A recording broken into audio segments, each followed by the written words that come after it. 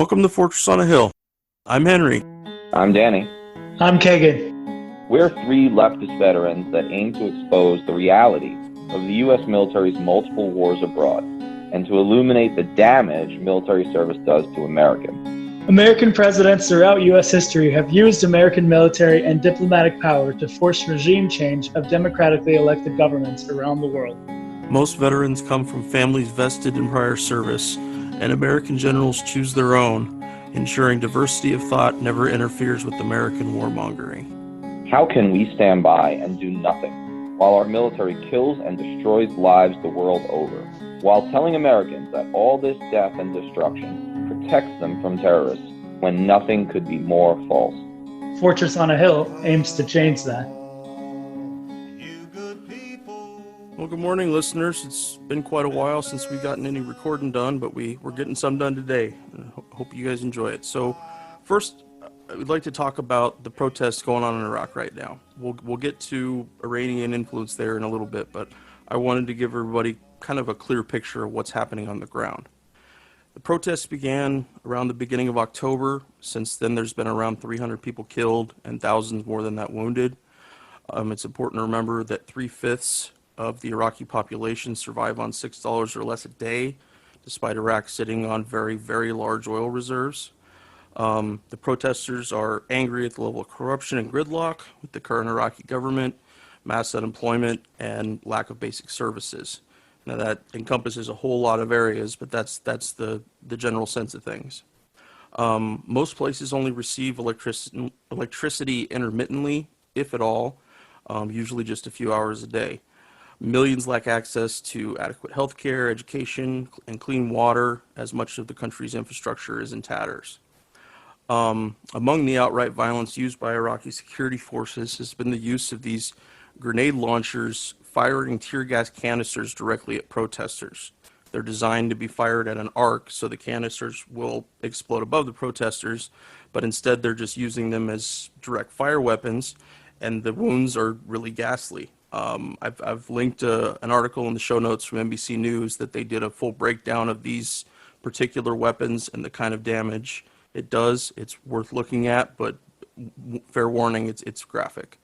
It's also worth noting that following Mike Pompeo's withdrawal of large numbers of American diplomatic personnel in Iraq from May of this year, the USAID mission in Iraq, which is supposed to manage over $1 billion in humanitarian and infrastructure projects, had its staff cut by 80%. Now, $1 billion is a pittance to what Iraq truly needs for reconstruction, and USAID isn't the most virtuous organization in terms of American assistance to other countries, but clearly the ongoing cuts to the State Department by the Trump administration, and especially those related to humanitarian needs, isn't helping the situation. There's also a strong chance that these personnel cuts could become permanent under Trump. Danny, you mind taking us through the history and the bigger picture on these protests, please? Yeah, of course. I did a pretty thorough interview on this with Scott Horton about a week and a half ago. And he brought me on to do this very same thing, which is to provide some context, which as a geeky Middle East history and politics buff, I sort of relish in.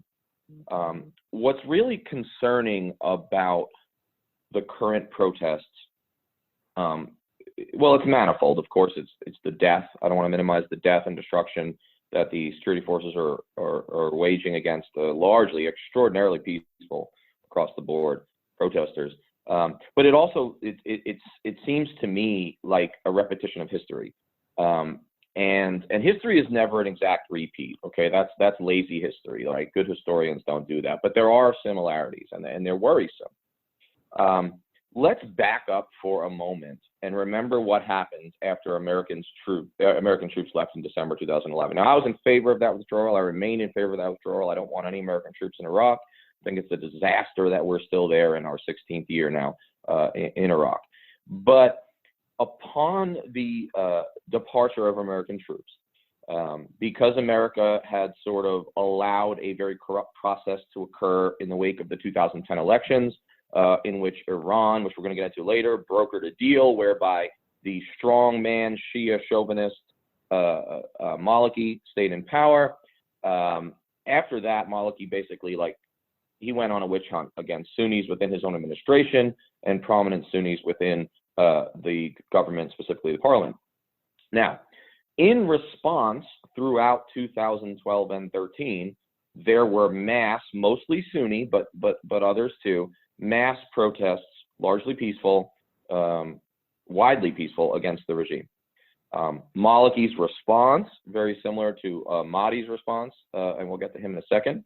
The current prime minister, or he just resigned, or he just said he's going to resign. What followed was massive clampdowns and bodies shot down on the street. Okay, and we're seeing that again. What was the result when the chickens, so to speak, came home to roost?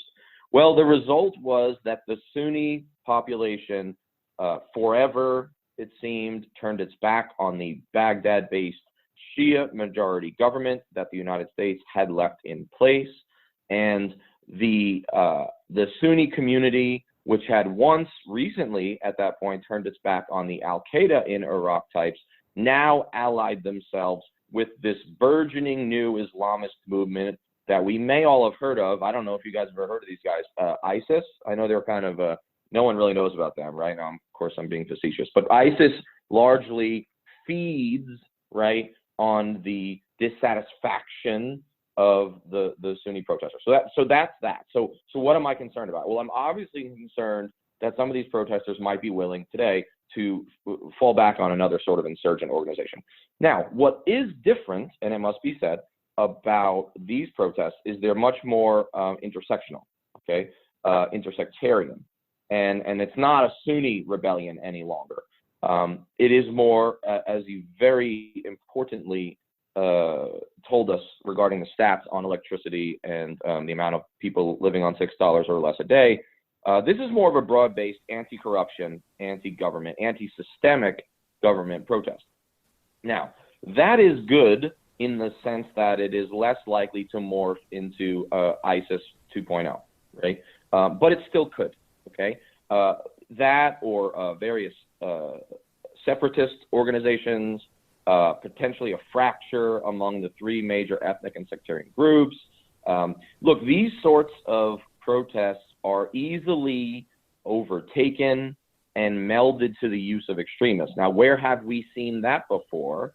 Well, across the Middle East in the Arab Spring, right? So we are now in a post-Arab Spring world. And what we saw is that the only moderately successful Arab Spring uprising was in Tunisia. And there's a lot of reasons why Tunisia had some success where everyone else failed.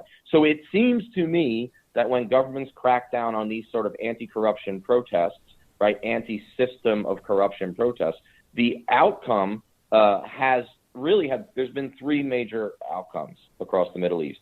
Call it the Egyptian model. The Egyptian model is when, in the wake of the chaos that comes with these protests, a king or a military dictator takes charge, okay, and cracks down in a bloody, bloody way and then forms an authoritarian state. So that's model one. That's the Egyptian, Saudi, Bahrain model, right? Model two is the ISIS model, right, which we saw in Iraq, to some extent in Syria, and also to some extent in Libya, whereby these protests are later, out of frustration with their lack of success working within the system of peaceful protest, is thereby channeled into Islamist jihadi extremism. That's model two. And of course, model three is outright civil war, which is the full Syrian model, and Libya to a certain extent. And it was also true in Lebanon in the 1970s, so pre-Arab Spring. This all concerns me. It doesn't mean I don't support the protesters. I do support the protesters' demands. But what I think is this, and I'll end on this so we can move on to another aspect of this topic. What I think is this: Mahdi, right, the prime minister, right, has indicated that he will step down. And I was listening to Democracy Now!, and an Iraqi journalist / observer in Baghdad, a local Iraqi, had a very important quip, saying that that's not enough. It is not enough for one man to resign. That's not going to change the nature of these protests. These protests are going to go on and on because, as this astute observer said, the if the Iraqi government was a tractor trailer, it is driving towards the end of a cliff over which it is going to fall. And rather than stop the truck and turn the system around, they've only changed the driver. Okay. And so long as that is the case, I fear we may see one of the three models, the Egypt model, the ISIS model, or the Syria civil war model in our future. And that, of course, would be utterly disastrous, especially with Iran right next door and all that that implies. Yeah, I think I'm leaning more towards the Syria outcome, unfortunately. Just because of I mean, yes, there is broad-based intersectarian support, like you said, but I mean, it doesn't take much for that to like turn into something else, especially when there's extremist elements involved.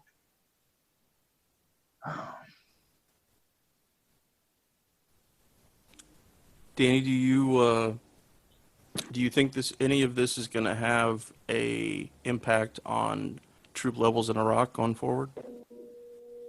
It might. There have been recent reports in the Washington Post, which of course the Trump administration has roundly denied, but then also sort of gone back on that and hinted that maybe they're true, because in particular Trump fashion, either he is completely confused about what he is going to do, or he really enjoys confusing all of us as to his real intentions, or some combination of both mixed with just a sprinkle of mental illness. We don't know. What we do know is that there are reports that up to 14,000 American troops may be infused into the Middle East as some sort of check, as always, against Iran, which is, of course, the perfect cudgel for getting more troops into the Middle East. If that's true, of course, it obviates and is the inverse of all of Trump's sometimes profound anti-war statements, but at this point we're used to his hypocrisy. Where would those troops go? Well, if you want to check Iran, if that is the real goal, then those troops have to go to one of two places. The soldiers essentially have to go to Iraq, and the sailors need to essentially go to Bahrain, right, where the Fifth Fleet is, southwest of Iran.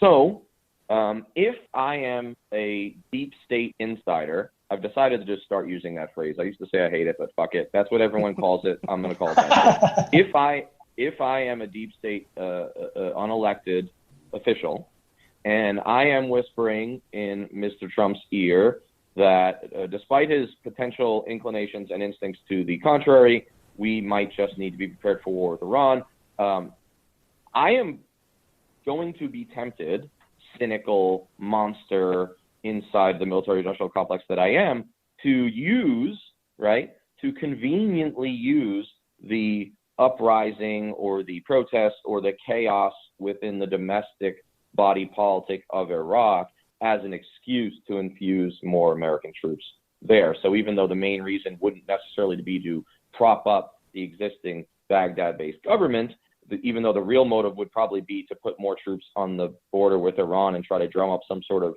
Mexican-American war incident where we can have a purpose for war, I could definitely, if I'm a cynical monster, use what's going on in Iraq to do this. And I wouldn't put it past any of them, and I wouldn't put it past Trump to give in or allow himself to be used by both his military-industrial deep state insiders, but also two other factors concern me, and I'll leave it on this, which I always say and I never do. But two more things about that.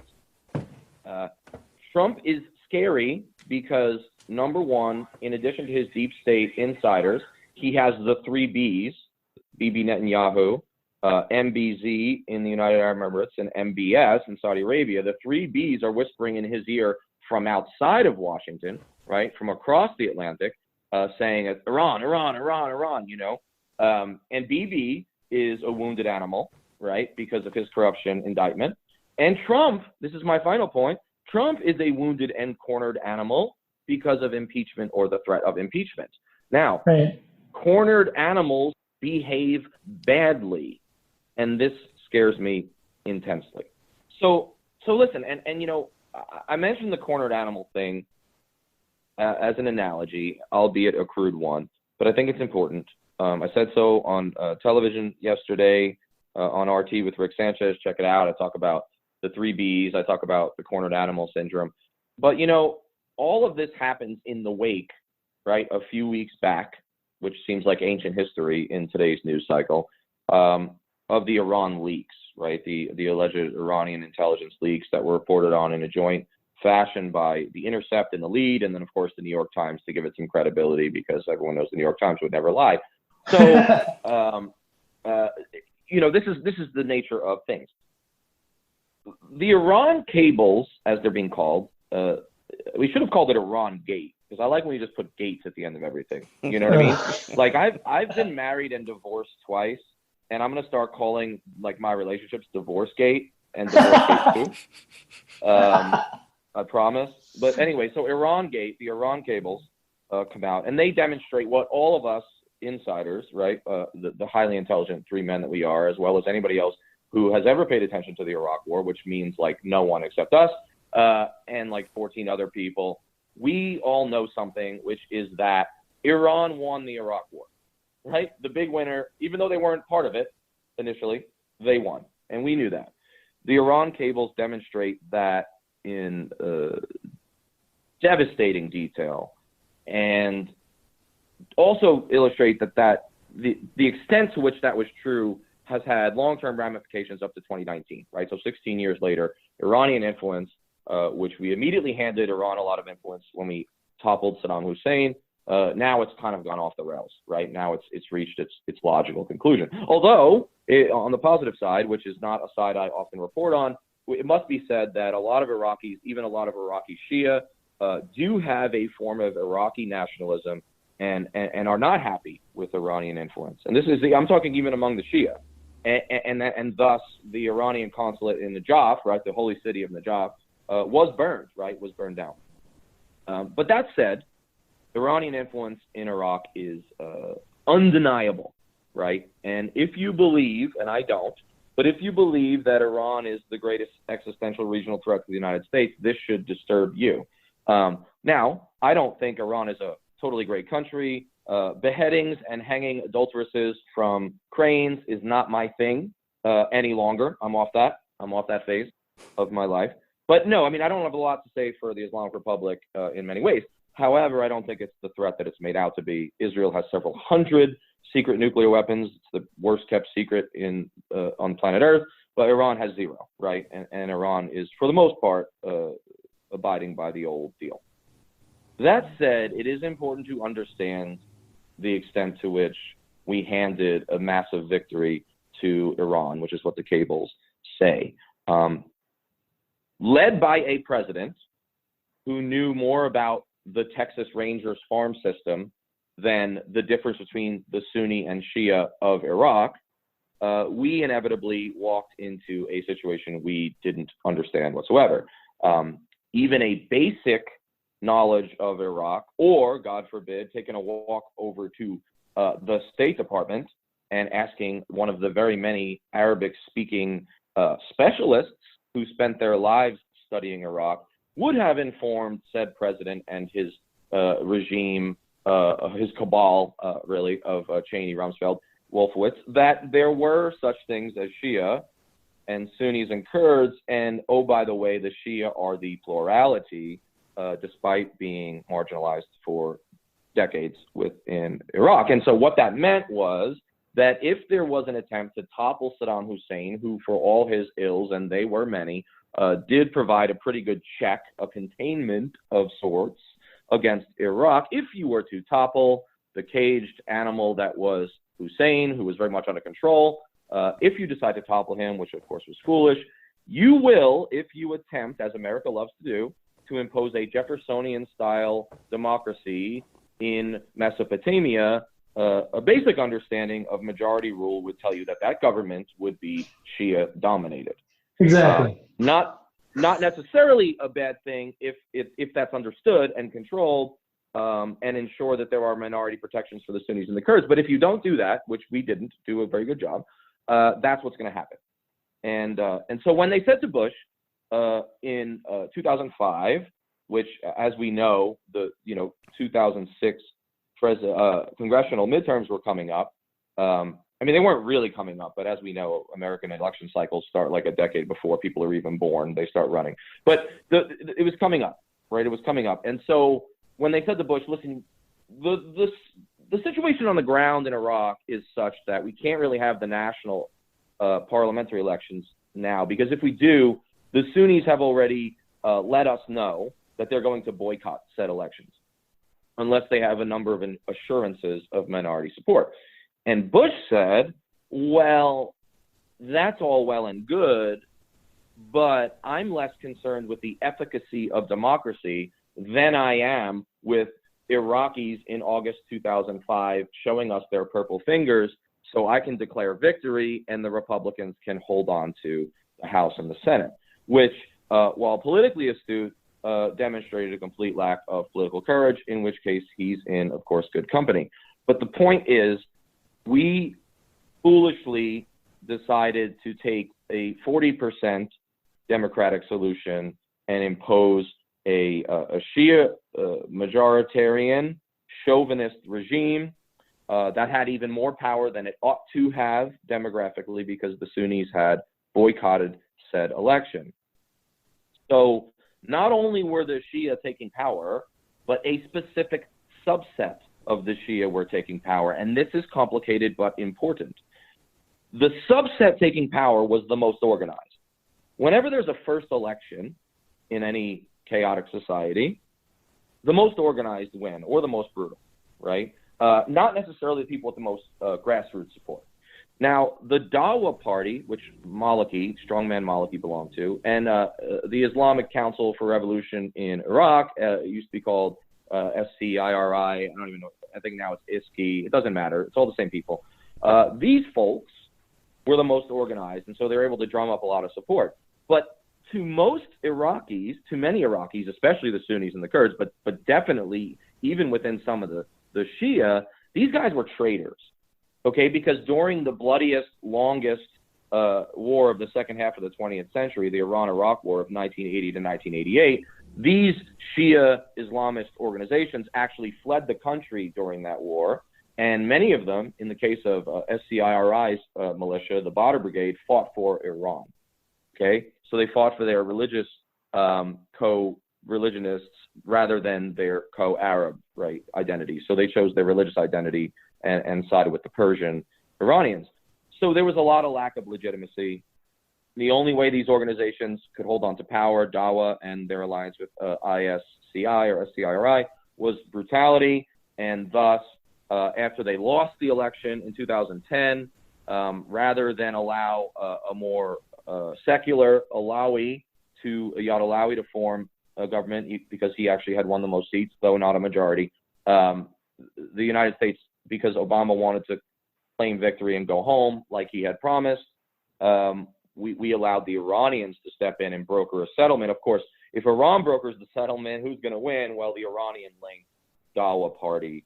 And all of this led back to what we talked about at the start of the show, which is to the protests that ultimately had their logical end state in Sunni support for ISIS. So while that might not be the exact path, and we shouldn't try to take the 2012 to 13 protests and lay them inappropriately upon the 2019 protests, there are enough similarities to worry us.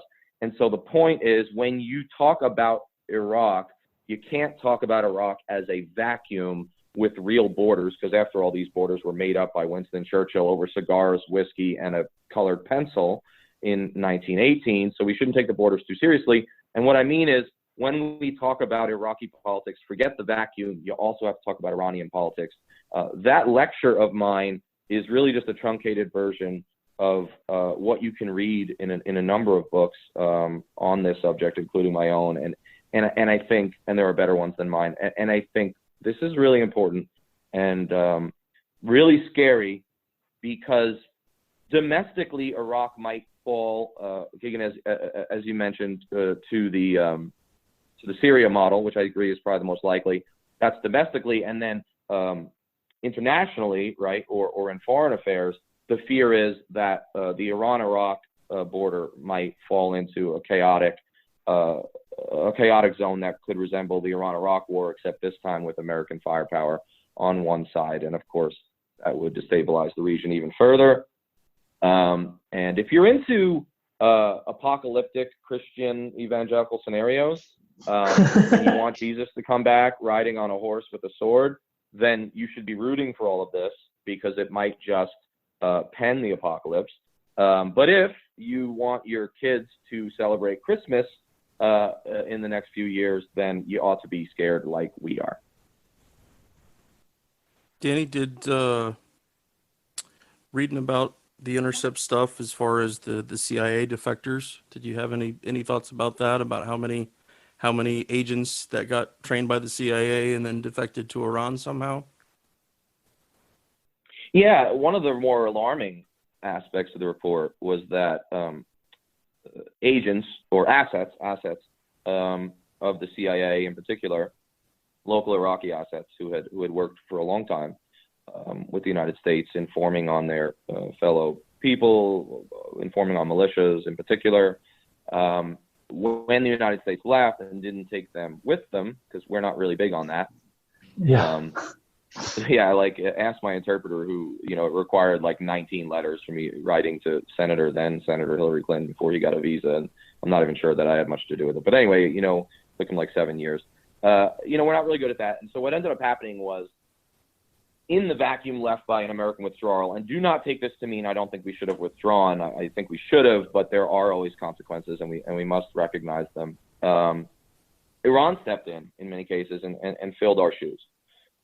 They're smarter than us, just like everybody in the world, because they didn't send like fucking brigades worth of regular troops into Iraq, because that would have caused an anti-Iranian Arab nationalist insurgency. But what they did do was they sent in small units, intelligence agents, Revolutionary Guard Corps types, and they ended up flipping a lot of our former assets. And so the concern in the report was, like, to what extent did these assets and agents have the ability, have the knowledge, have the secretive knowledge to give information to the Iranians on how the CIA operates. This is the kind of stuff that scares the shit out of the CIA.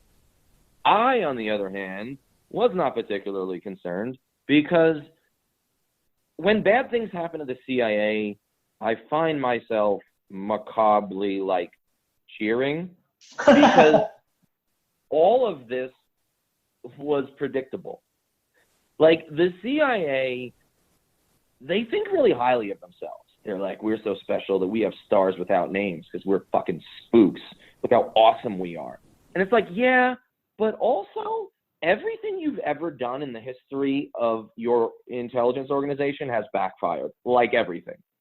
Like, dude, in baseball, as long as you hit the ball where no one else is, 3 out of 10 times, you go to the fucking Hall of Fame. But the thing is, if I join the Yankees tomorrow, I would hit 0. And they might not keep me on the roster when the playoffs came around. But that's the CIA's record, okay? To the extent that it's public knowledge. I mean, and I'm not even exaggerating. I mean, when you train and empower and use, because usually we just use people at their own detriment. When you create an informant network, an intelligence network in a place like Iraq, unless you're either going to take them all out of the country afterwards, or you're going to maintain an American imperial presence there indefinitely, this is what happened, right? It's what happened in Afghanistan. It's what happened in Guatemala. It's what happened in probably fucking Mongolia. I don't know. I'm sure we fucked that up somehow. I've never heard how exactly, but I bet we did. I mean, the point is, the CIA is batting 0. They're batting 0. The CIA is so bad that they're the same as if my toddler hit for the fucking Detroit Tigers. They're 0. They're hitting 0. And so I'm not really particularly concerned. I doubt Iran is going to be able to use very much of the information that they received in any meaningful way. I also don't think Iran has it in for the United States in any sort of existential way.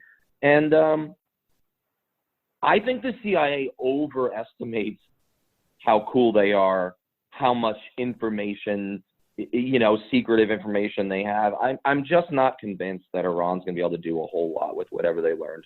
Now, the CIA is going to be up in arms about this, and they're going to say, look, we told Obama that he had to stay there forever, but, his skin was black enough that he said we have to leave or something, whatever the racists over there think. And so, I'm obviously being very facetious today. I'm just kind of in a mood. But the point is, I don't think that this is as troubling as it ought to be. The takeaway, if there's a moral to the story, to the extent that there are any morals left in the American historical story, I think it is that the CIA should do less. Did you guys see Forgetting Sarah Marshall, that movie? Yeah. It's one of my favorites. It gets better every time I watch it. And so, of course, the main character is trying to forget his girlfriend. So he goes to Hawaii to have a booze-filled fun time. And he decides I should probably try surfing. And Paul Rudd plays this ridiculous, hippie, cool guy surfer dude. And he's trying to tell the main character, how to surf. And he keeps telling him do less, do less, do less, do less. That's my message to the CIA. Just do less. That's the lesson of the Iraq War and the Iran cables, at least as far as Danny thinks at 12:30 on a Friday. Well, I think it's interesting, the agency, you see the trajectory of the agency working with the military, right? And we've seen the mission creep from the military side, but we've also seen it from the intelligence community. And now there's maybe this has always been the case, but it seems to me in our post 9/11 world, the marriage of the intelligence community at large and the military is it's never been stronger. And so they have the same blind spots, I would say. So in the military, we see people when they have an operation and then everyone gets so excited about it. But we do the same thing in the intelligence community, that there is this big problem, and then they come up with some minor solutions and they say, oh, look at all the good stuff that we did. We did X, Y, and Z, but they're looking at it from these short-term, immediate gratification goals of look at what, how cool that was, without thought to the greater consequences of the political and the, just people of the region that they're working in. And it really is, that to me was one of the most frustrating things about working in the community, is that I thought my job as an analyst was to tell the truth, to be here's the information that's in front of me, and I have to find out more information, and then I have to produce a product that is well-rounded and good. But that's not what everyone wants to hear all the time. It's there is an agenda, and it comes from the top down, and we those of us who are working in it are just subject to its whims, right? Regardless of how we feel about it or the information that is presented to us. If it doesn't fall in line with that narrative of what the military industrial complex wants, then it gets brushed aside. And so, like you said, Danny, all those CIA agents that could have told the administration, hey, you might want to think about this. You might want to realize there is a significant population that has been undervalued and undermined for the last 40 fucking years. And we need to pay attention to that. And nobody did. So, and the shitty thing is no institution in our country is willing to accept blame or responsibility when they fuck up. And I don't know about you guys, but this has really been pissing me off lately. Just seeing how, no institution in our country is willing to be yeah, okay, we messed up. Individual people may, take the onus and be yes, we fucked up. But that's one person. The institutions never say that. They never acknowledge their mistakes. And, as we know from human behavior, if you're not willing to acknowledge your mistakes, you can never move on from them, and you can never get better. Yeah, totally, dude, totally. And I've been big on my modest proposals, my sarcastic modest proposals in my articles of late, and I think that the CIA needs retraining, like a private who can't qualify at the range, so he has to go through retraining, go back to the dime drills and shit all day. That's what we need to do.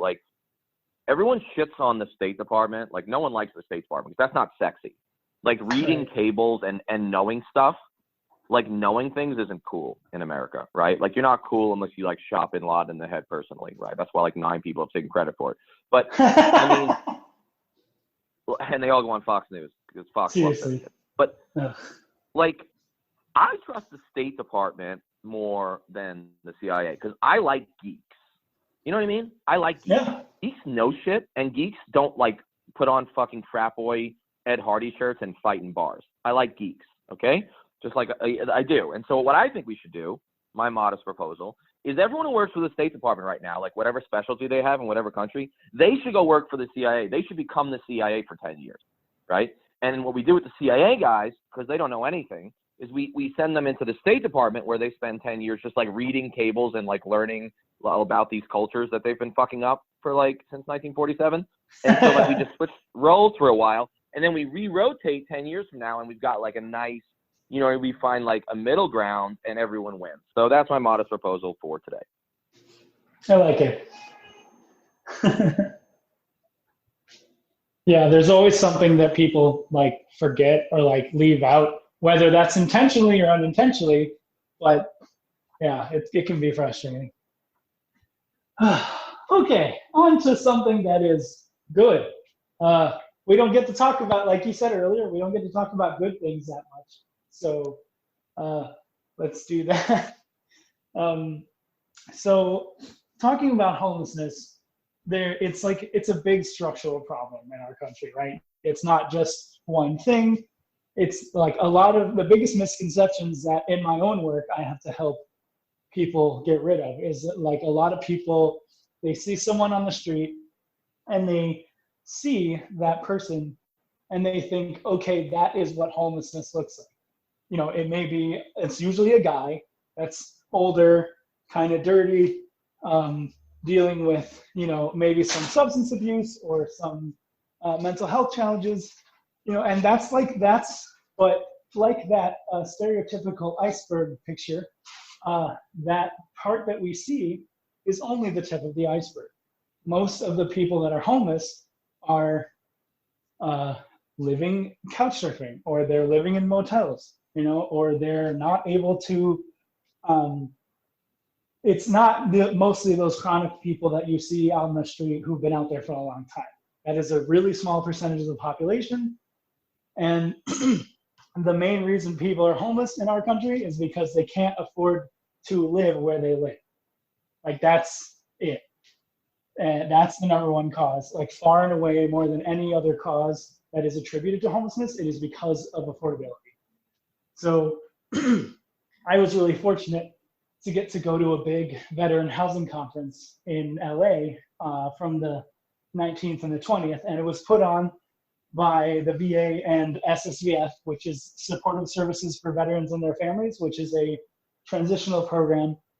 They basically, they'll help people with their rent and utilities for about 6 to 9 months, and then get you connected with like employment services and like, or income, you know, anything that can help someone like get out of the position that they're in, basically.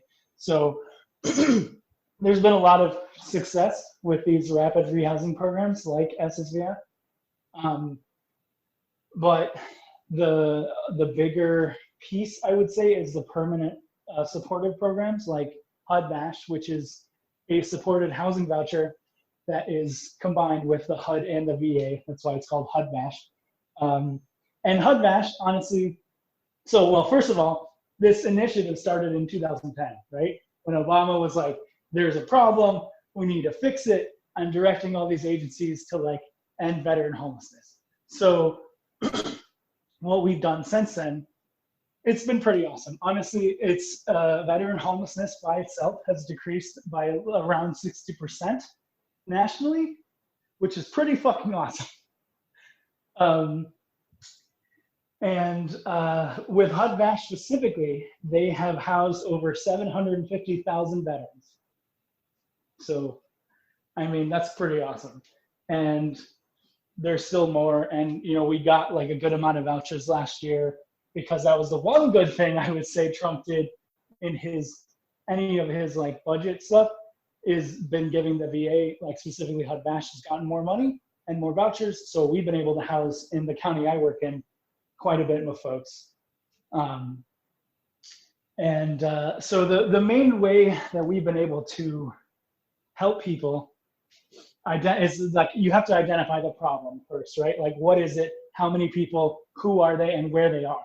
So what we've come up with is these things called by name lists, where we have, the minute that, you know, we do outreach and we go to where the camps are and we identify veterans, and once we identify that they are veterans, we put them into this list, and that each of this list has their name, their social, you know, their birthday, and where they are, and like generally who's been in contact with them. So we have a meeting every month, and I know other veteran providers do this as well, but we have a meeting in my county with all of the veteran providers where we go through this list, and we go through the people that we haven't seen or the new people, and we say, okay, you know, who is this person? Who's talked to this person? And if nobody has, then we make an effort to go out and reach them. So that's the first part of the problem, is identifying who they are, where they're at, and what kind of services they need. Then, and that's honestly been like the most effective way, because the biggest problem with homelessness is if you can't find people, you can't get them services, right? So, and when you're dealing with veterans, especially older veterans who have been screwed over by the government a lot, it's kind of hard sometimes to do outreach, because if they feel like you're part of the VA or part of the government, sometimes they can be a little skeptical, understandably so. But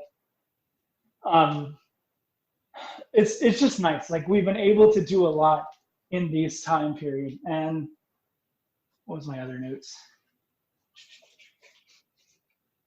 So another big thing is that the VA claims, like for service-connected disability, there is if you write on the service-connected claim that the person is homeless, then they usually get fast-tracked for their disability. So something, you know, for like any of us that can take, you know, 18 months to like 35 months, like mine took 34 months, can take anywhere from like a month to 4 months.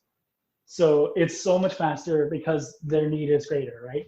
And that's been able to help people a lot as far as the income goes.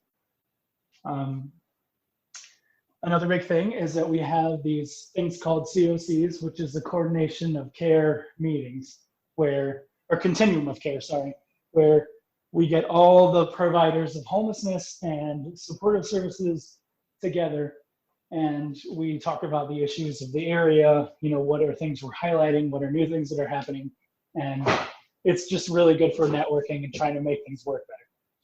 So when I was at this conference, it was really awesome. Like, there was a lot of great people, and we worked a lot on there were so many different aspects about like compliance, and then what's happening, what new things we're trying. And something that I'm really excited about that's happening across the country is they're doing this thing called a shallow subsidy, where basically the idea is, so like for normal subsidies, like say Section 8 voucher or HUD Bash, it's 70% of the rent of whatever someone has. So if they have income, then the person only has to pay 30% of their income. So that's good for the people who aren't making that much money. But the problem is it can also be like disincentivizing for people to work more or to get more income, because there's a cap, right? An income cap on what they have, what they can make in order to qualify for the subsidy. So it's good that we're helping people, but then there also can be that caveat of sometimes it's disincentivizing. So the idea is that HUD and the VA are trying to do now with the shallow subsidy is, instead of 70%, let's say we do 30 to 35 or even 40% of someone's rent, and so do that for a couple of years. And it's only for people who like really don't need a lot of case management. They're just people that need the help. Like they're basically okay, like they're doing fine with their mental health and their physical health, and they are, you know, able to pay their bills, but like something happens and they just keep coming up short, right? Or it's just their wages haven't gone up with the increases, which is honestly what's happening mostly in the country, is that, you know, rents on average have gone up 5 to 7%, whereas wages have only gone up 2 to 3%. So you're never going to be able to catch up in that kind of environment. So the idea is, especially in the places that are really cost burdened, like, you know, LA, San Francisco, Seattle, Chicago, New York, the idea is, let's give people this smaller subsidy, and it's just to like help them out with their rent and see what happens. And they ran a test pilot project in LA and also in DC, and it was a really good success, honestly. Like the DC one, they gave everyone $7,200, which broke out to be about $600 a month, and they said, you know, here, you can spend this on your rent. And it didn't always have to be 600. Like if they wanted to spend more one month, they could. If they wanted to spend less, you know, they could do that as well. But once the 7,200 was out, then they wouldn't be able to get it again until the fiscal year started over again. But more, like so many people, like 85% of the people in the program said that it was really, really helpful for them, and that it allowed them to be able to, you know, take care of some debt, to like help take care of like some house, you know, home improvement projects, or like some things that they needed to like help that they weren't able to pay for because they had to devote so much of their money to their rent. So giving people a better quality of life overall. And like, honestly, isn't that the goal? So I'm really excited about this. It's unfortunate because for me, because they're literally doing this in every metropolitan area on the West Coast except for Portland. So I was kind of upset about that, but it's really good. It's going to help people a lot, because most people are homeless for 1 to 3 months, and it's because they, you know, something happened, they got hurt, there was an unexpected expense that came up, and for those people who are spending, you know, 50 to 70% of their rent or their income on their rents, like you can't make up for that. So the idea is like, let's help out those people that are on that bubble or are recently homeless or like about to be homeless, and let's do more of the prevention aspect instead of the reactive stuff that I feel like we do a lot in this work. So I was really excited about that, and I think it's going to be a really cool thing. So it's nice to see that we're trying to come up with these creative solutions, while at the same time, it was really great because we had some leadership from the VA and from HUD and from the U.S. Interagency on the Council for Homelessness people, and they were all saying, yes, we understand these are big structural problems. They brought out that map or that graphic that showed how much one person would need to make in order to afford a 2-bedroom in their apartment in the state they live in. And, you know, no minimum wage would ever do that. And then they also said something that was really sad, which was that nationally, the price for a 1-bedroom right now is about $870 something. And what, like, Social Security is like $771 for people that are just getting the Social Security income or Social Security disability. So just a regular person living on government assistance cannot live by themselves. And that's really fucked up. So it's nice to see that, like, they're acknowledging, yes, these are big problems and we need to build more, but building more takes a lot of time. That takes, you know, anywhere from 2 to 5 years to build something. And we're just not building enough because developers don't want to spend the money to build affordable housing units because it costs them so much more. So it's nice to see that, like, they're trying to come up with creative solutions. But overall, we've done a really great job attacking the veteran homeless problem. And now we just need to export that model to the other populations, to elderly, to youth, to more disabled folks. Like we just don't have a lot of resources in those aspects. And with my coworkers who don't work with veterans, they can get kind of like raw sometimes because, we're getting all this money, or we're getting these resources, or we just built a new apartment building, or it got built in our county, and it was 26 units for veterans. And they're all like, oh yeah, that's cool, but like, what about the rest of us? And so that's my big thing, is like, let's export this model that has clearly worked so well, and let's get people to care about actually ending homelessness. It's so easy to care about veterans because politically, it's a good win. Like, everybody loves to quote unquote support veterans. So it's easy to get people like excited about spending money there, but like, let's have that same kind of enthusiasm for the other homeless populations. So are you saying that homelessness and veterans homelessness is complicated? Is that what I'm getting out of this? No, Yeah, I mean, it it's a great is. it's a great point, and I really like how you ended. I was actually going to bring up that point as I was listening. By the way, I lead a dark, sarcastic life, like most of us who've seen the underside of the American military empire. But this is good news, and there's caveats, and you brought them up, and they need to be addressed. But like, let's just like all pause. Like, let's just do one of these like big inhales, right? Like right before our anxiety attacks. Like, we've been well trained, probably all three of us, and accept that this is a big deal, right? It is. Small victories. Small victories is huge, because they do feel rare. I like what you say about reaching out to other communities and using the veteran model, and allow me to be a little optimistic and sunnier than my usual disposition. But for all its flaws, and they are many, native genocide, the military does have positives, okay?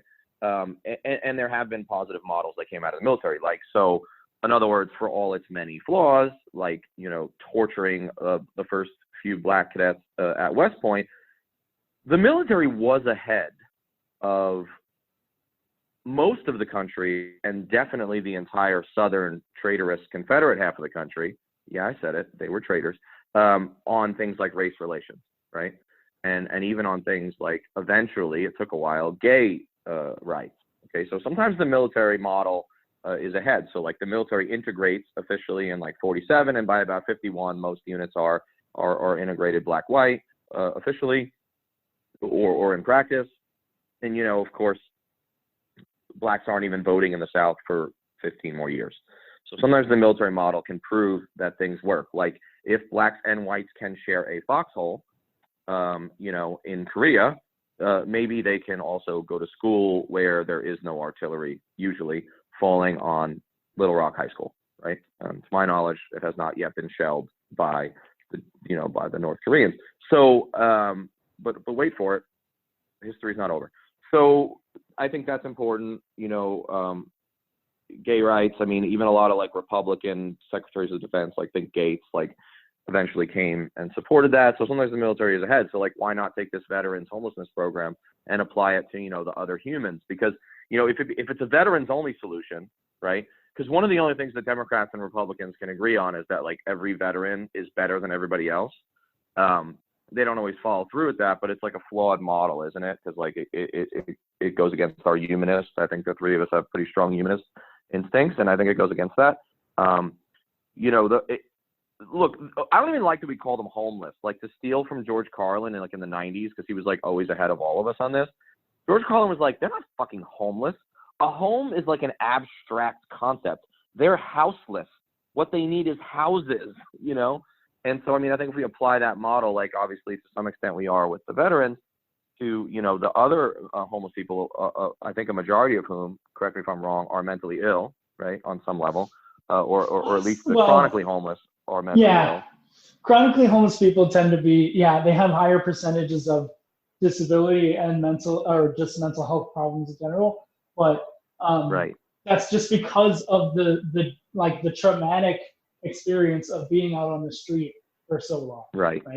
And so the detrimental experience. So we're talking like a causation correlation question. Yeah. Which I think is really important. I worry about this stuff though. Like I worry about, and you guys know I write about the draft a lot, for my sins. I write about the draft a lot, and I don't know how I feel about it actually. I always argue in favor of the draft, but like secretly I'm like skeptical of that as well. But I'm afraid of this overadulation of veterans only because,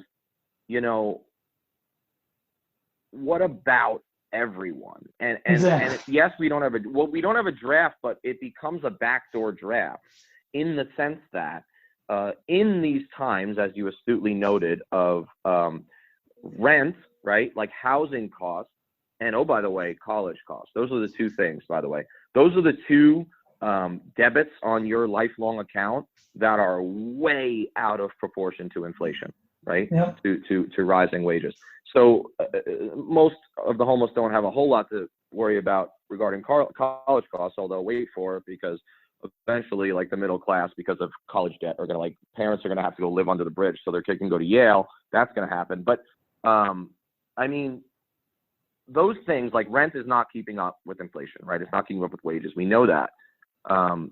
And so I think it's important to look at this as like a macro problem. And like, if it's just about veterans, then if I'm a young person who knows that like I don't have a lot of prospects in like a continually warming planet and a increasingly, economically unequal America, like it's worth it to me to join the military and get that just to get myself into the VA system, so that if something atrocious ever happens to me someday, like a huge medical bill or mental illness or just losing my job because robots took it over, I mean, I'm almost forced to join the military at a young age to hedge my bets, because if we're only taking care of veteran homeless, then like I need to do that, right? And so if my father works for Goldman Sachs, like obviously I won't go to the military, but if I'm anybody else, I might have to.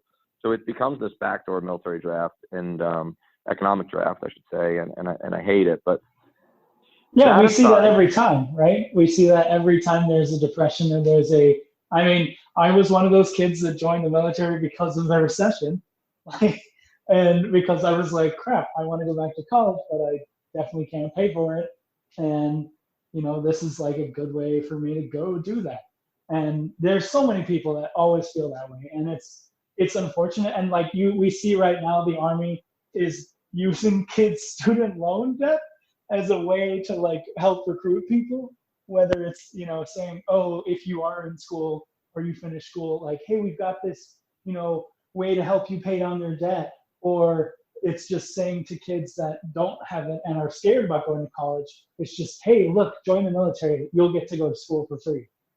And that's also pretty fucked up. Oh, I have a theory, and I don't normally play the conspiracy game. Like I'm more of an Occam's razor guy, but like there's this part of me that somewhat facetiously thinks that like military recruiting command, like the 4-star or the 3-star in charge of that or whatever they star him with, is like secretly in collusion with like the college chancellors and the student loan holding banks, because like it's such a symbiotic relationship, right? Like if I'm the recruiting command guy, I want to like talk to whatever hedge fund owns all our student debt, probably in China, and says like, hey, if you keep rising these like way past inflation, then I can use that almost as extortion money to get them to throw their lives away in Afghanistan in year 20 of the war. I mean, it's beautiful, right? I mean, that's synergy, baby. That's synergy. They should teach that shit in business school, son. Oh, well. Okay, I think I'm done. Yeah, no, but I'm glad that. Yeah, sorry. Go ahead, Henry. I wanted to ask about the list that you mentioned. What does it take for someone to come off the list, or do they ever come off of it? Is that their situation has improved enough? Yeah, I mean, once people, so generally, like for my program, I run, like my program is for chronically homeless and disabled veterans. And like I've mentioned before, I love the fact that I don't have to follow the state or the VA definition of a veteran. I can take anybody who signed their name on the dotted line, regardless of how long, regardless of discharge status. and regardless of whether they were guard or reserve. Which honestly, I fucking think the VA healthcare system should do the exact same thing. Oh shit, that reminds me. Another cool thing that's working its way through legislation. So speaking on that, the VA healthcare definition of a veteran is you have to have active duty for, I believe it's 2 years. If not, and for Oregon, the state definition of a veteran is at least 179 days of active duty and also no dishonorable discharges. And for the VA, it's no dishonorables and no, if you have an OTH, like other than honorable, you usually can't unless it's a general under honorable conditions. So I hate that stupid caveat so there's all these people that get left out in the lurch, right? Because they didn't get to do that. And I think that's really fucked up. So, but the idea is SSVF and GPD, which is another transitional assistance program for veterans, they changed their requirements a couple years ago to be, instead of the VA definition, they could take anybody that has 2 weeks of active duty. And I really like that. That's quite a really change. Fucking great. Yeah. And so now there is legislation in the Congress. I'm not sure exactly where it is, but there is legislation that would change HUD-VASH, their eligibility to meet SSVF and GPD requirements. So it would just be lessening the requirements for people's barrier to entry by a shit ton. And that would be awesome. And it makes sense because a lot of people, so like SSVF and HUD-VASH work together a lot because HUD-VASH, while they can pay for people's rent and part of the utilities, they can't do security deposits, which are often more than the rent. And so that's always been like a really big problem because that's usually people's barrier to housing in the first place, is the fact that you have to pay so much money up front, especially if you have bad credit or you have an eviction or you have something on your record that would like make landlords not want to rent to you, you have to pay more money up front.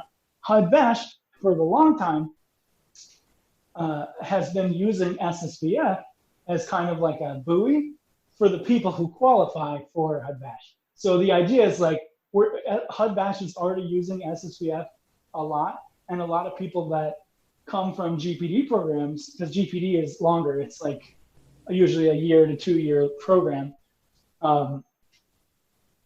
The idea is like, let's make the barriers to entry the same so that way we can help more folks, right?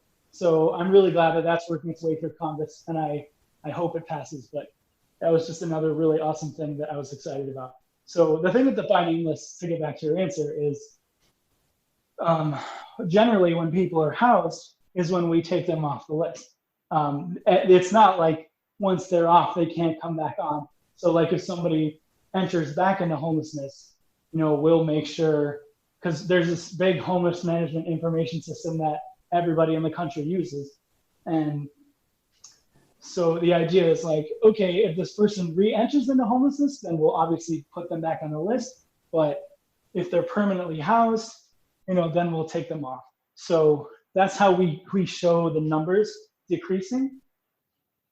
So yeah, it's been pretty good. And honestly, like something that was cool is they were showing the rates of re-entry into homelessness, and it was really in the low, between I would say 8 and 15% altogether over the last 10 years. So it's pretty awesome. Like once we get people housed and we get them connected to services, like a vast majority of the folks who are in the programs end up better off than when they start. So clearly it's fucking working, and we just need to do it better and apply it to everybody. Sounds great. The guys and I love doing the podcast. Being able to share our experiences in the military with allies and supporters means the world to us. But we can't do all the work. We need you to share an episode of ours with somebody, anyone whom you think might be affected by it. Maybe a young person looking to join the military, or parents advocating for one, conscientious citizens who care about the violence the U.S. wages in their name, advocates for women and people of color who understand the harsh environment the military can create for minorities and also inflicts on minorities across the globe, and anyone else you think it might affect. Please take a minute and share this with them. Now, our podcast is supported in a few different ways. First, there's Patreon, where we're blessed to have an array of wonderful supporters helping the guys and I pay for some of the podcast's expenses. Those who contribute $10 a month or more will be mentioned here as an honorary producer, helping keep you, our listeners, stocked with new episodes. But you don't have to contribute $10 a month to help us. For as little as $1 a month, you can help us keep going, paying for hosting and storage fees, transcribing old and new episodes, promoting and expanding the podcast, and other crap I can't think of right now.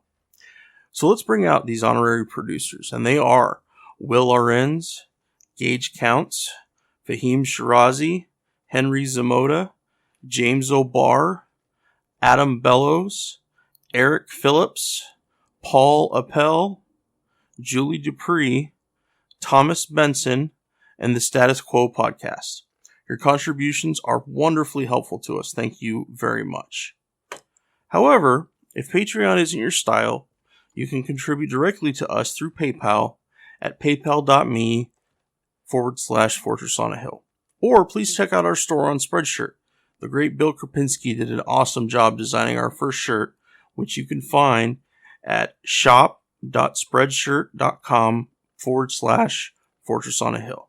Check for promo codes before you order. And now, let's get back to the podcast.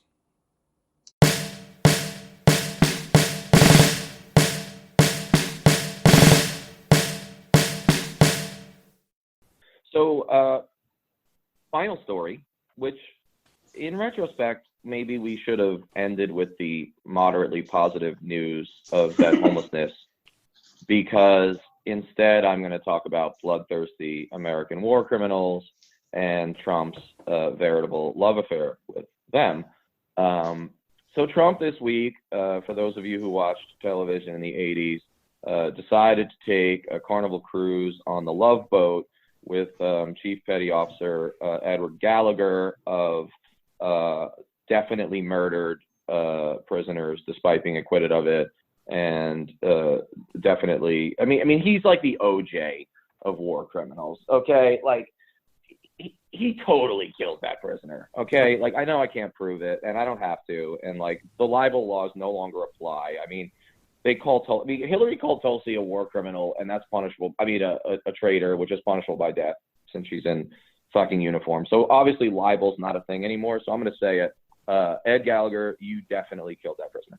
Okay, so Trump and Gallagher and a bunch of other guys who no one cared to name very much in the articles, alleged war criminals, accused war criminals who had not yet been to trial, all went for a ride on the Love Boat because Trump isn't really anti-war.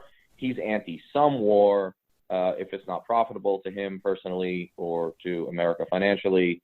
But he does appear to think that war should be hard, right? Should be tough. And he knows that because he should have been given the Purple Heart, as he said, for his sexual exploits in the 70s. And in his defense, that was a wild time. So he knows a lot about war. The point here is that Trump pardoned three war criminals, one of whom was convicted of the lesser crime of posing with the body of a dead teenage ISIS prisoner. Right? So he was actually convicted of that. There was some confusion in the trial because like another guy took responsibility, but Gallagher's a monster from everything I've read. And I mean, his jaw is very square. He's classically handsome. I'd still like to fight him. Let's keep that in mind. So, but I mean, on a serious note, well, he looks like every Navy SEAL ever, right? By the way, yes. I mean, I had an entire like large SEAL team living on my base in Afghanistan for like a month.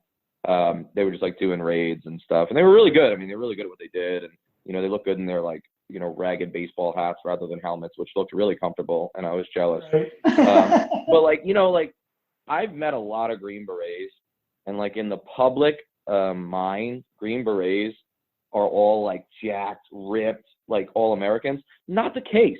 A lot of them are just fat. I mean, they're great guys. I mean, but they don't always look the part. Some do and some don't. Navy SEALs actually all look like surfer dudes with like muscles. I mean, Yeah. I don't know how they all have bleached blonde hair and square jaws, but they do. They do. It's the one stereotype you're allowed to be racist against because it's always true. It's like the one time stereotypes are okay, like about Jews, but you can say it about SEALs, I promise, okay? All right, I joke. But the point is, Trump set a precedent, as all leaders do, right? Whether it's at the squad level, Henry knows about that, right? You guys know about that, or at the commander-in-chief level, right? You set precedents by your actions. You set precedents by your words, but much more so by your deeds, right? Deeds over words is pretty much a good mantra for life role. And leadership, like, that's just good leadership, right? Just doing what you say. That's like basic definition, one could argue. Okay, and you're right that this is like the definition or a key part of the definition of leadership. But Trump likes to throw red meat to his base, you know, and so if his base at the rally is in Appalachian, Kentucky, you know what I mean? He's like literally going to throw coal at them. You know what I mean? Like they behaved badly as children before Christmas, you know, because he gives the base what they want. And if he thinks his base is like white Texans, he's going to throw a little bit of Mexicans or rapists red meat at them.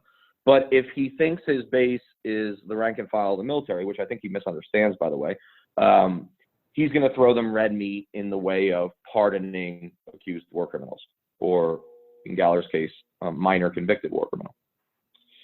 What that does, however, I think is three things. And I'll go from the least dangerous to the most dangerous. First of all, in two of the three cases, he pardoned accused but not yet tried, okay, not yet stand before a jury of their peers, tried accused war criminals. So what does that do? Well, it undermines the very careful, mostly well thought out process of the Uniform Code of Military Justice and the military law system. Okay, and what makes the American military to some extent stand out is its adherence to at least the notion of having a process for trying its own, right, policing its own ranks. Okay, and I would argue that we actually probably do it better than the NYPD. Okay, so definitely. while we're flawed, I mean, Daniel Pantaleo would have lost his commission within weeks if he was an officer in the United States Army rather than a police officer, right, for choking Eric Garner to death. But the military does this imperfectly, and I'm going to get into a historic scenario at the end of my little rant. But that's the first problem. He undercut the military system, and that's problematic, right? It can be, because it's a careful system, even if it's not perfect. The second thing that he did, potentially, is undermine good order and discipline. And as the three of us have served in the military, we know that good order and discipline is one of the favorite platitudes of the military. Everything that you do as a leader is to enforce or encourage good order and discipline in the ranks, right? And I like to make fun of terms like that because I'm fascinated by picking apart language and the etymology of words. But overall, cynicism aside, good order and discipline is important. If for no other reason that the basic blocking and tackling required to storm and seize a machine gun nest requires a lot of good order and discipline, right? We all agree on that, I think, right? Yeah. At the simplest level. So there is a space where that matters. Well, when you preemptively, in the case of two of these three guys, pardon them before all the evidence was heard by a court of law and a jury of their peers, the message to the next kill team, right? You know, there's like a Netflix special or an Amazon Prime special about that whole story. The message to the next kill team or to the next Gallagher, let me pose with a dead teenager Facebook guy, is that there are no consequences, potentially. At least so long as Mr. Trump is in office. good order and discipline could break down in some units. Now, I actually trust, don't faint, guys, don't faint. I actually trust our generals and our colonels and our captains and our sergeants to do a better job than Trump. So I'm worried about the breakdown of good order and discipline. I think that could be a ramification. But I'm a little bit hopeful that the many years, in many cases decades of training of some of these officers and non-commissioned officers will hold most soldiers and units in line, right? I think that's true. Do you guys think that's mostly true? Yeah, for the most It's part. been interesting because I'm reading Lieutenant Colonel Richard Grossman's book on killing, and it's a fascinating read if you guys haven't read it. And it's basically talking about what it takes to kill somebody and also who the killers are in the military. And there was a big guy in the 40s, SLA Marshall, that did a big study in the middle of the war, he would go to servicemen right after conflicts and say, did you fire your weapon? And if you didn't, what did you do?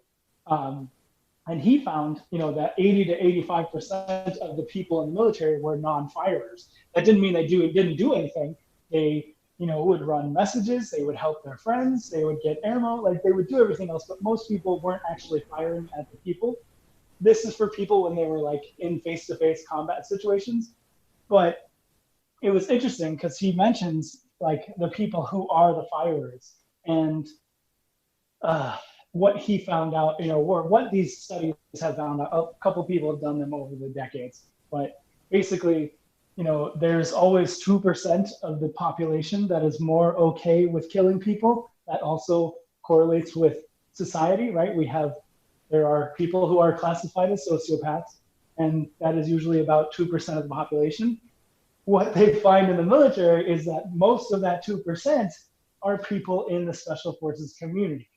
So that was interesting to me when I was reading that, and then in conjunction with all of this war criminal stuff, because I'm okay, so you have people who might be predisposed to violence more in these units, in these specialized units. And whether that's by their own predisposition or because the fact of what they do, that's up for debate. But so clearly that's a part of it, right? And as you mentioned, the Kill Team and Eddie Gallagher and other people it tends to be special forces people. So I thought that was interesting. So that compounded with the fact that you are setting a precedent for other people who would look at this and be okay, well, if they can get away with it, then so can I. And that's pretty scary to me. Yeah, 100%. I don't have any empirical evidence for this, although I have a hunch, and sometimes our hunches are right. Although I think that's a bad way to run the country, Donald, if you're listening. But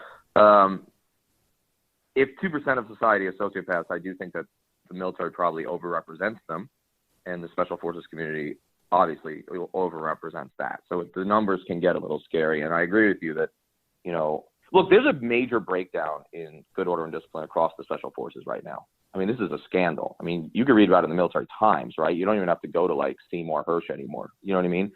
This is mainstream reported. I mean, to some extent, that there's a crisis, particularly in the Navy SEALs, but across the special ops community. There's been a lot of high visibility incidents, right? They choked to death that guy in Africa, all this stuff. So it is worrisome. And so my hope that most units will maintain their discipline because of the quality officer and NCO leadership does not mean that I'm not concerned, because like you said, those people who are predisposed to violence, the 2% or the 1% or whatever they are, they're going to look at the commander in chief. And so if some first lieutenant or some staff sergeant is no, we're going to follow the rules of law, we're going to be good order and discipline. I mean, why wouldn't some young soldier or some young sergeant in the case of the SF say no, F you, I don't care what you say. You're just the first lieutenant. You're just a captain. You're just a sergeant. The goddamn president of the United States will probably pardon me before I even face charges. I mean, which brings me to my third point, and I think it relates to the second, but it's most concerning, is that precedent setting on war crimes and atrocities like Trump has done has long-term ramifications for the safety of our service members overseas and for the safeties of civilians in America, like riding the subway in New York. And what I mean by that, and for this I do have empirical evidence that's only a Google away, some of those studies of which have been done within the military itself, that incidents like the abuse at Abu Ghraib, for example, have been shown through massive polling and studies done in places like Iraq and across the Middle East to an inflamed anti-American sentiment and helped to fill the ranks of so-called terrorist or insurgent organizations. And so in my article on this subject for Truthdig titled Trump Will Never Live Down, or America Will Never Live Down Trump's War Crime Pardons, I call him a terrorist recruiting sergeant because in a sense he is. He's not the first, right? The CIA waterboarders and the Trump and the Bush, John Yoo memo writers who sanctioned it, and Obama drone Terror Tuesday meetings. I mean, all these things have inflamed and acted as like terrorist recruiting agents. Trump's just the latest in a long line. This is really dangerous. I mean, these things do have blowback, just like botched CIA operations. We can't possibly kill as many, like we couldn't kill as many, quote, terrorists in Iraq as we created through our stupid actions at Abu Ghraib, right? Like silly old Lindy England with her, dog collar on an Iraqi, probably created more insurgents, than she could have ever imagined. Now, I don't think that she should be the scapegoat for the whole thing. I happen to think that the entire chain of command should have been relieved all the way up to the Secretary of Defense, or at least up to Sanchez, because his emails have shown that he knew to some extent what was going on and was part of the cover-up. But Yeah. But this is important. I mean, this is really scary stuff. I mean, if the point is to keep American soldiers safe and overseas, and if the point is to keep American people safe here at home, then we should be doing as little as possible to enforce the narrative that the Al-Qaeda types and the ISIS types have crafted. But through these pardons, what we're doing is we are emphasizing their narrative. We are proving their narrative correct on some level, or parts of their narrative.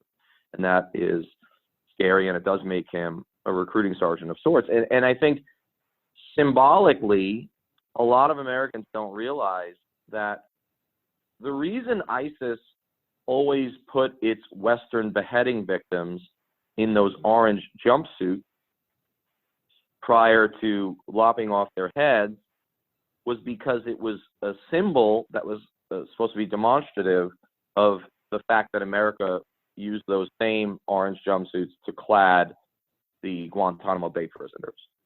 And so that doesn't obviate the irresponsibility or excuse the actions of the beheaders. I'm also not really pro-beheading, believe it or not, but it does tell us something, and that concerns me. But my final point on this, before I turn it over to you guys, is Trump is not the anomaly necessarily that we all want him to be. And this is where I get myself in trouble. This is where I get my more recent hate mail from the MSNBC Democrats that tell me I'm a Trump apologist. I'm not. I literally hate the guy. Like, hate him. Like, when Nancy Pelosi was, like, asked by that reporter the other day, like, do you hate the president? She got so mad. She was like, no, I don't hate anyone. My parents were so lovely that they taught me that I shan't hate anyone. Fuck you, Nancy. You hate him. You hate him. Say it. You hate him just like you hate people who listen to John Mayer too much. It's okay. It's okay to admit that people who think Radiohead is that cool, it's okay to hate them, okay? But anyway, I don't like this guy. But it is dangerous to say he's an anomaly because the implication, I mean, in some ways he is, but in a lot of ways he's not. And if it may cool our consciences. It may soothe our sadness to believe that he's an anomaly, and as soon as old Uncle Joe Biden gets in, all will go back to normal. But that's dangerous thinking, because what it avoids is the necessary revolutionary structural overturning that we need. And so my point on this is, Trump is only the latest executive in a long line of commanders-in-chief who have either pardoned, excused, or essentially non-punished perpetrators of very serious war crimes. And I just want to tell one story that demonstrates how true this is. In 1901, I believe, at a small village on the coast of the island of Samar in the central Philippines, 3 years into the American illegal occupation and suppression of said Philippine islands, which eventually killed up to 500,000 Filipinos, mostly civilians, the villagers rose up against, I believe it was a 55-man company maybe, of American infantrymen. And they ambushed them and surprised them just after breakfast, and they killed more than half of them, mostly with machetes, in a very brutal incident that was referred to as the Balangiga Massacre. And this was, at the time, big news. And it was compared, although the scales were different, it was compared at the time to Custer's Last Stand and the Alamo, because it was a pretty one-sided battle. In response, there, of course, had to be a punitive expedition against the entire island. And Roaring Jake Smith, a brigadier general, or maybe he was a major general, was given the task by Adna Chaffee, who later became a major general in the U.S. Army, maybe chief of staff, and definitely one of the forerunners of armored warfare. His boss, Adna Chaffee, put him in charge and said, pacify the island, do what you got to do. Very vague orders. Roaring Jake Smith was a monster, and so he called in his subordinate, his key subordinate, who was going to be the executor at the tactical level, this major, and he said, I want you to turn Samar into a howling wilderness, which is how Jake Smith got his new nickname, actually, after the war of Jake Howling Wilderness Smith. And he said, I want you to treat everyone as enemy, every male on the island as enemy until they prove otherwise. And I want no prisoners. The more you kill and slaughter, these are the exact quotes, the more you shall please me. And the major said to Jake Smith, he said, well, what age? Because you don't want prisoners, but what's the cutoff age of when I should shoot people dead, right? Even if they're unarmed. And Howling Wilderness Smith, true to form, said 10 years of age. And the major was confused and a little distraught and asked for clarification and said, so you want, he said it again, you really want me to kill everyone 10 years of age and older that I find? And Smith said yes. And so Samar is turned into a howling wilderness. It is pacified pretty much almost forever. I mean, they really wiped this place out. And that would have all been fine and good, except the press happened to get a hold of it. The darn media, And there was a pretty big anti-imperialist movement in the United States at the time. And the anti-imperialist press, we don't have that anymore, by the way. We don't have an anti-imperialist press anymore. I mean, we do, but it's on the internet and everyone says they're just like Russian bots. But, the mainstream press back then, there was actually an anti-imperialist wing to it, about half the media. So this gets in the newspapers and now they're scared, right? So Chaffee, the boss, is scared because he's like, oh shit, like, my orders to him were pretty vague, and I did tell him to be pretty brutal, so this might come back on me, and then I'll never be general of the Army. And then Theodore Roosevelt and his Secretary of Defense, who I'll think of in a second, Root was his name. So Elijah Root, the SecDef, and President Theodore Roosevelt, who never gets remembered for this, by the way, although he ought to, in part, they were like, oh shit, like, we need a scapegoat. Like, we all were kind of complicit in this. But nobody was a better villain than Howling Wilderness Smith, because he really was the one who said kill everyone under 10, over 10. So he was a perfect scapegoat. But they don't, Americans, we don't like punishing generals. We don't like punishing any military man, but definitely not generals. I mean, the rank and file, we'll throw you a Lindy England once in a while, We'll throw you that kill team sergeant from Kandahar once in a while. I mean, we don't send officers to jail. Are you crazy? No. So Chaffee goes to Smith and he's like, dude, you're going to have to take the fall for this one. But here's what you do. Just say that you didn't mean your orders to be taken literally. And then we'll just make it go away, but you're probably not going to get promoted again. And Smith, being the perfect cartoon monster that he was like, no way, I'm going to trial. So Chaffee and Roosevelt are like, fuck it, we got to take this dude to trial. They put him on trial. And he tries to defend himself like goddamn Jack Nicholson and A Few Good Men. He's like, you can't handle the truth. We live in a world that has walls, and sometimes you got to kill everyone over 10. You know what I mean? That whole thing, right? And he goes for it, right? He defends his own record, and he's convicted. Now the question is, what should his punishment be? Now the judge is supposed to come up with that, but everyone knows that shit's political in the UCMJ. So Root and Chaffee get together, the SecDef and the commander of the whole Philippines get together, and they say, here's what we'll do. We'll give him a light sentence. We'll uphold the conviction. We'll retire him with full benefits, and we'll give him, wait for it, tens of thousands of people died now, wait for it, a verbal admonishment. Verbal admonishment. The same thing you get the first time you're late to formation. Okay? And Roosevelt signed off on it. Roosevelt, that wonderful president, right, that everyone worships today, signed off on it. And what's my point? Well, beyond the fact that I like the sound of my own voice and my ability to simplify yarns from history into digestible material, I think this shows us that Trump's war crimes pardons are systemically dangerous rather than individually or anomalously dangerous. So while Trump deserves to be held accountable for these, I think, rather abhorrent war crimes pardons, the real enemy is America's unwillingness to engage with its own complicity in war crimes, be they committed by general officers in the Army or drone warriors or whomever. This is something we have to grapple with systemically, and not to sound all Bernie revolutionary type, but it's not enough to change the driver. Just like it wasn't enough early in the show. Talk about coming full circle, guys, huh? You almost would have thought I planned it. For Mahdi to resign in Iraq was not good enough, because that's just changing the driver of the truck that's going over the cliff. And I would argue that in many ways, Trump and his relationship with war criminals in that love boat of theirs, while it's important to note that Trump is uniquely obvious about it or frank about it, this is a systemic problem with long roots in American history that needs to be engaged with accordingly.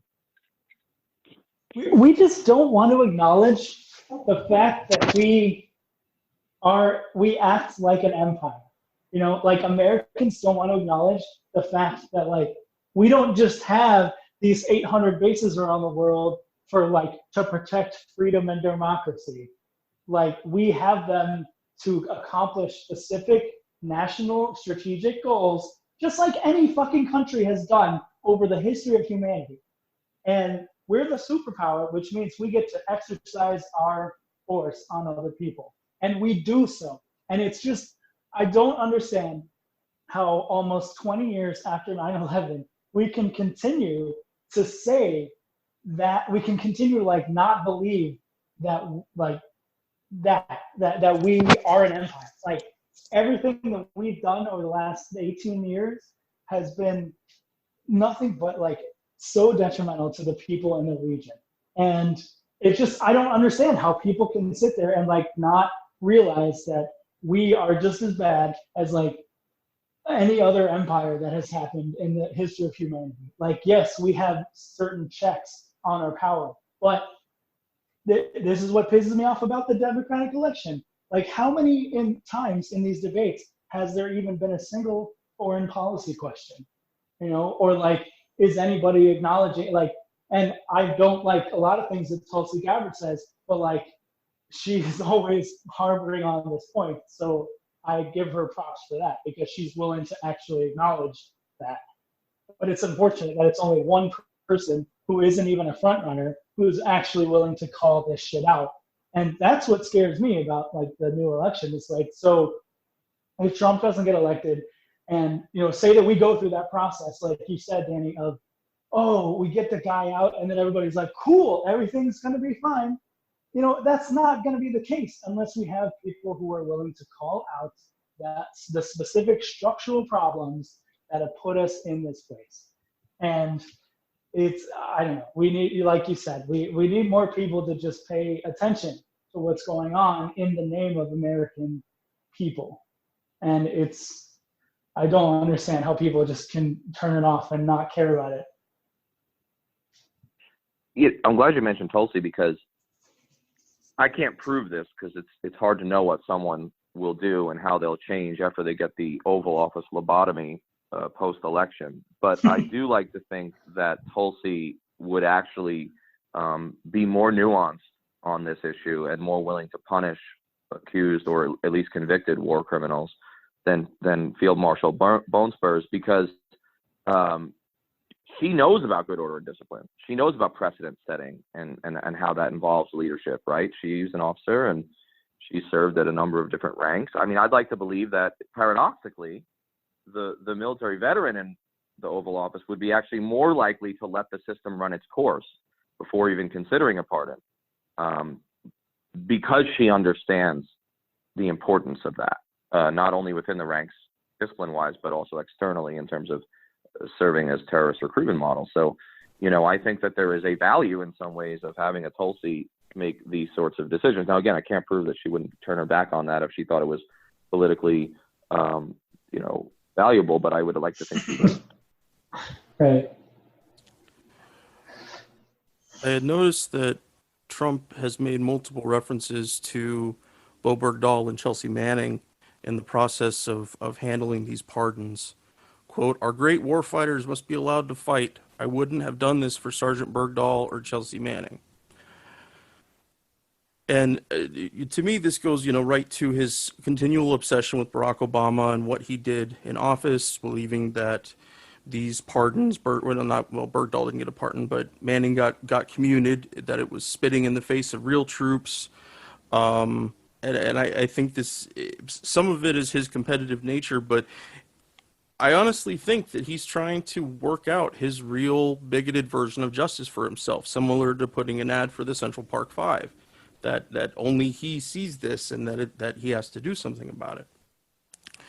But I wanted to make a point about specifically one of the recent war criminal pardons, and that was a fellow named First Lieutenant Clint Lawrence.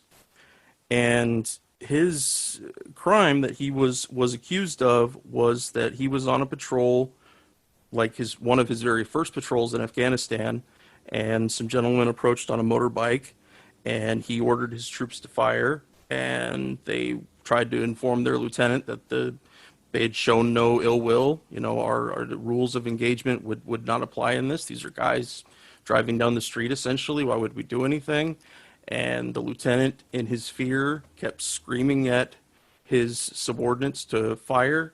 One of the gunners spoke to his squad leader, his sergeant right there, who told him not to fire. Tried to explain it to the lieutenant. It still didn't happen. And then eventually I don't know how many actually fired at the guys, but eventually they gave in. In talking about how we're uprooting the system, that I can guarantee you that those subordinates that watched all this happen and then have watched their fearful lieutenant, which everybody gets afraid in combat, it's nothing to be ashamed of or not discuss, but it can't be worked out by killing people. That they're going to lose faith in this entire idea, and the entire idea that the military justice system has any kind of honor or distinction in actually disciplining those who are flat out wrong in what they decide. I remember one day my LT freaked out on a patrol, and we were I think it was because we were transporting a detainee, and the detainee was zip tied, and he had a thing, goggles over his eyes so he couldn't see anything, but it really made him fearful, and we blew out a tire, and we had to stop for 30 minutes or however long it took us to change the tire.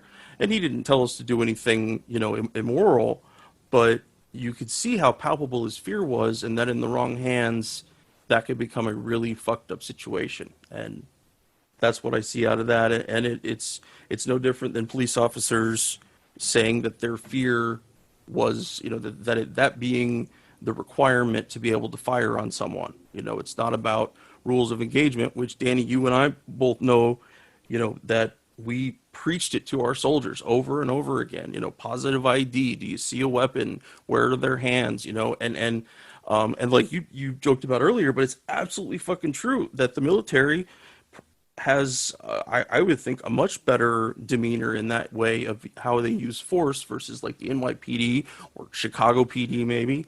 Um, but I lost my point at the end there, but I just wanted to talk about that a little bit. Well, one of the things I meant to say, Henry, and I'm thankful that you brought it up, in the Clint Lawrence case. In 2 out of 3 of Trump's pardons, I believe, definitely in the Gallagher case, and I believe in one of the others, the accused's own squad and teammates were the ones who turned him in. So this idea, and Trump ignores that, right? Because he's playing to the crowd. Trump has a very cartoonish image of many sectors of society. Like, what I mean is, when Trump sees soldiers, I mean, he sees like G.I. Joe guys. Like, it's very cartoonish. It's like a facsimile, right? Rather than a nuanced, complex, non-monolithic entity that is the U.S. military, right? And so in his baby brain, he says, well, if I pardon soldiers that are accused of killing Arabs or Afghans, then the soldiers will love me because they too sometimes have to kill Arabs and Afghans. Like, as simplistic as that is, I think that's how his brain actually works. Yeah. Unfortunately, that's becoming increasingly clear. And so he ignores this like salient fact in the cases that their own people turned them in. Their own people, like in the Lawrence case that you mentioned, were horrified by Gallagher. They called him a sociopath, like in their texts and stuff. They worried about him. They didn't want to serve under the guy. And like, I think this is extraordinarily important because it shows that we're more than a cartoon version of soldier. We're more than, any stereotype. And we must take seriously the accusations of victims, whether they are foreigners or whether they are observers within the military, whistleblowers of sorts. I mean, that's a real whistleblower. Like, that takes courage, man. That. They talk about the blue wall of silence and the NYPD, which is a real thing, right? Never rat, right? Never rat on your people, on your brothers and sisters. Well, shit, the military invented that, right? And we definitely have. Maybe we may not have invented it, but we have a code of silence, right? I mean, you don't narc on people, right? And special ops the whole idea doubly of like so. Self-discipline. It still happens, but right. Yeah. Generally, the idea is like you're not supposed to do that.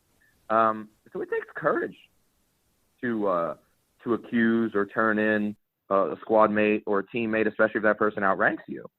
And I think we should take the just like in Me Too, I think we should take the accusations and the statements of not only the victims, but also of the observers quite seriously. That doesn't mean we should take away due process. It doesn't mean they're immediately guilty. It just means let's let the system run its course, see the facts for what they are, and not use 3 accused war criminals as political pawns, which is exactly what he has done. And he's shown time and again that that's what he thinks the military is. The veterans community, the active military community, the special ops community, the guys who killed Baghdadi, the goddamn fucking dog that chased him into the tunnel, were all political pawns for this president.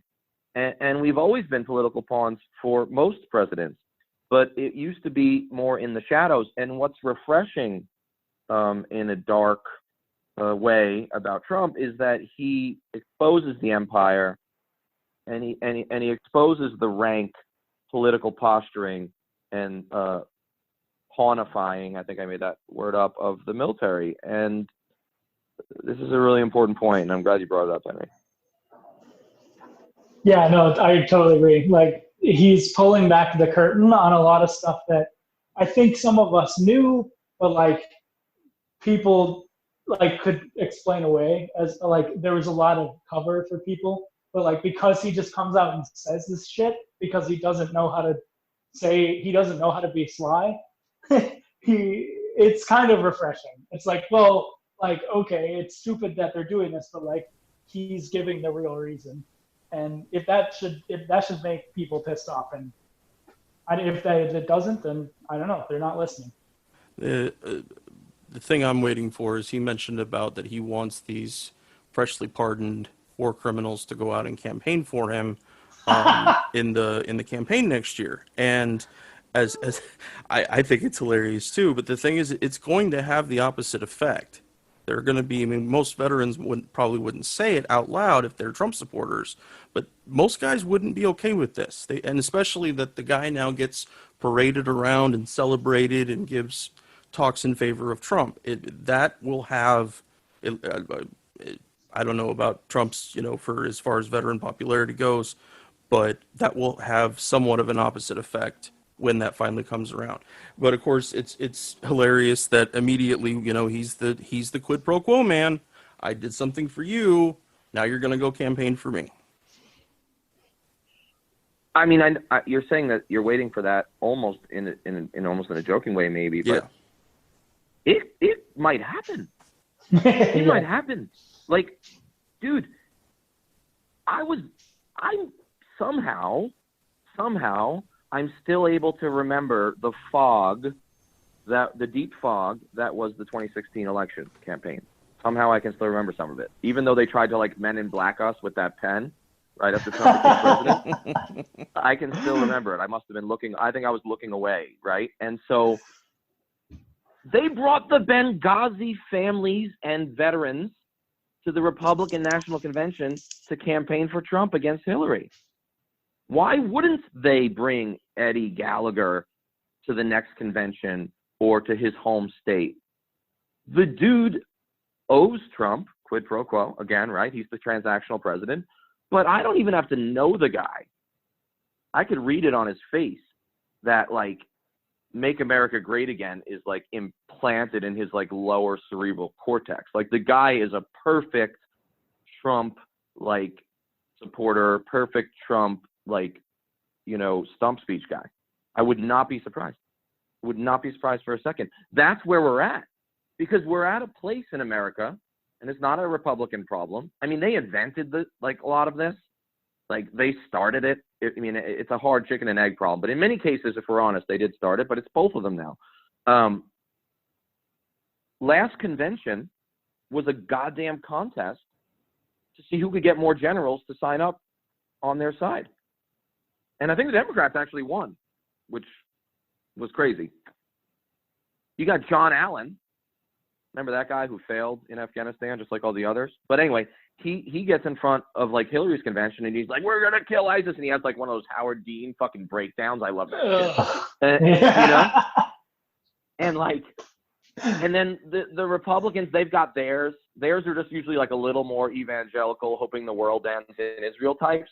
But they're basically, they fight for the same generals. And so why wouldn't they start fighting for fucking SEAL team leaders who are pardoned of war crimes? And this is where we're going, where the once apolitical active duty force is now a pawn in the political game. And since poll after poll for decades now has shown us that the American people trust no public institution of their government besides the military, none of them are above 50%. Not Congress, not the courts, not the media, not the presidency. Only the military of all public institutions is above 50%, and it's higher than that. It's close to 80% favorability ratings. Well, the Karl Roves of the world, who know how to win a campaign and know how to chop up and divide an electorate, you know what I mean? Like it's a hibachi fucking grill, like it's a fucking hoo-ha. The guys like that who do that for a living, they're going to start using the military as a cudgel. They already have. And the logical conclusion is Eddie fucking Gallagher in his dress whites with his white shoes, which, by the way, that fucking sucks, with a fucking MAGA hat on. That's where this ends. That's the logical conclusion. And while we're saying this with some degree of levity, what's the important takeaway for the listener is that it could happen, and it could happen soon. God help us. We're on Twitter at Fortress on a Hill. and also at facebook.com/Fortress on a Hill. You can find our main blog page and our full collection of episodes at www.fortressonahill.com. iTunes, Stitcher, Google Podcasts, Patreon, Spotify. You name it, almost anywhere you listen, we're already waiting for you. And hey, we're always in the market for more Patreon supporters. Please consider becoming a patron at patreon.com. And if you're not into giving us a monthly payment, think about giving us a couple bucks on PayPal. The link is in the show notes. Skepticism is one's best armor. Never forget it. We'll see you next time. And listen to my song. I hope you'll pay attention. I will not